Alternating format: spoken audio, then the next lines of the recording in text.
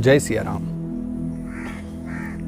एक ब्राह्मण देवता यात्रा करते हुए सपरिवार चले जा रहे थे।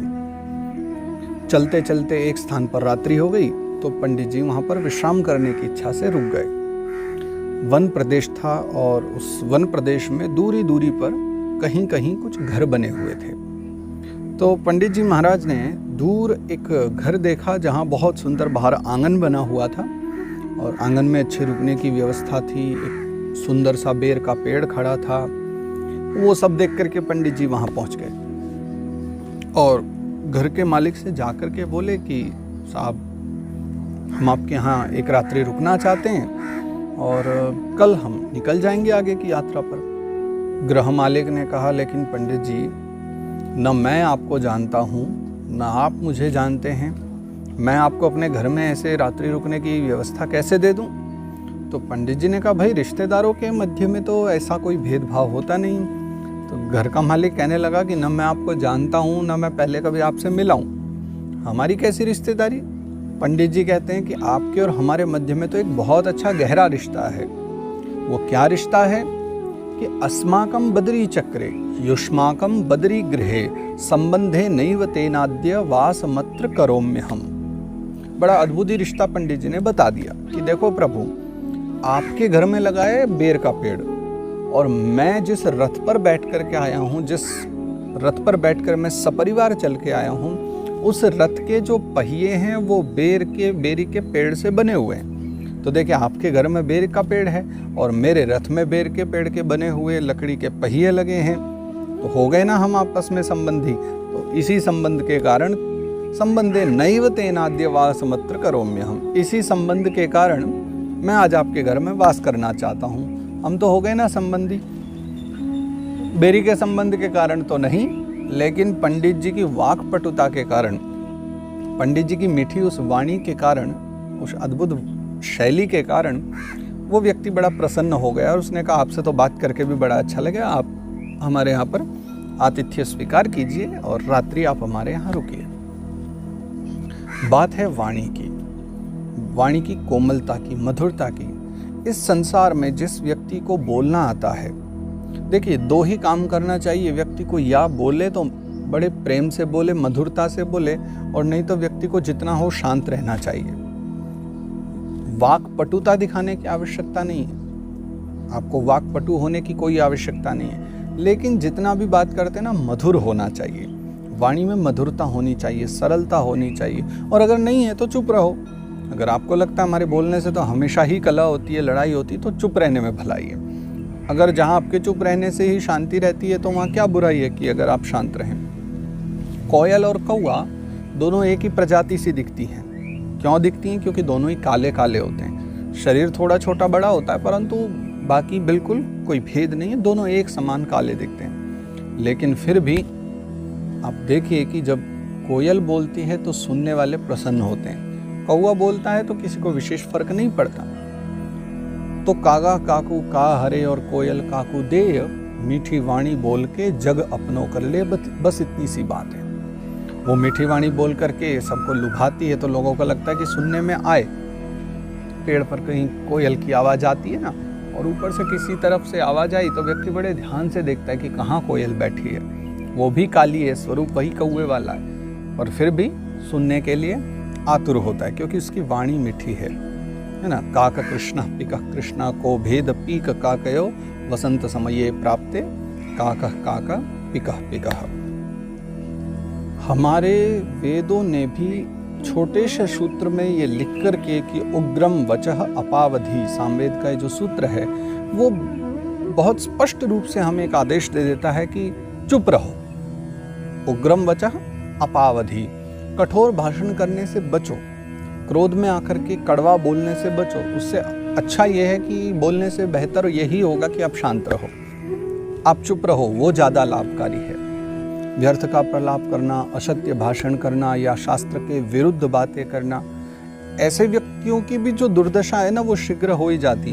मैं एक बात मैं सोच रहा था और आप भी सोचिए कि हमारे समाज में क्या होता है कि आज जो जितने नए नए धर्म या पंथ बना करके चल रहे हैं, हालांकि धर्म नए नहीं बनाए जा सकते, धर्म एक ही है जो सनातन धर्म है।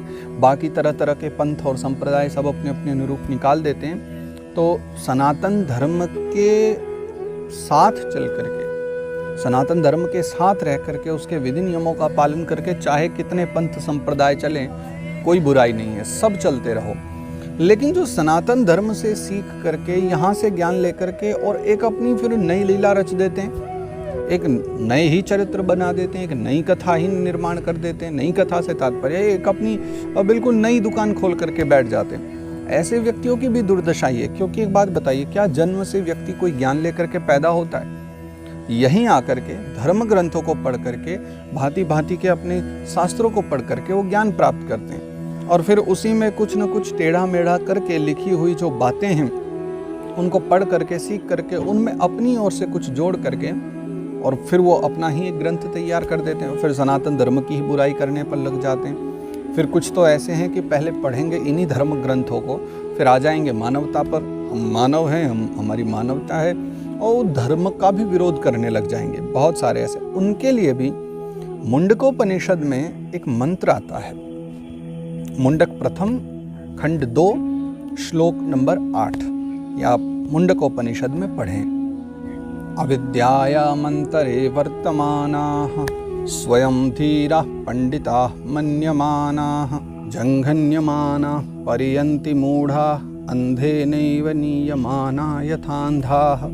जैसे एक अंधा व्यक्ति दूसरे अंधे व्यक्ति को कहे कि चल मैं तुझे मार्ग दिखाता हूँ, और वो अंधा व्यक्ति एक दूसरे अंधे व्यक्ति को मार्ग दिखाने लग जाए, तो क्या होगा? यही होगा कि चलते चलते दोनों ही किसी कुएं में गिर पड़ेंगे, किसी झाड़ में गिर पड़ेंगे, या किसी नाले में गिर पड़ेंगे, और दोनों की ही दुर्गति होगी। न वो सहायता लेने वाला कभी भी लाभ प्राप्त कर सकता है, न देने वाला ही कभी मार्ग पर पहुंच सकता है। दोनों को ही वास्तविकता में जाकर के गर्त में गिरना है।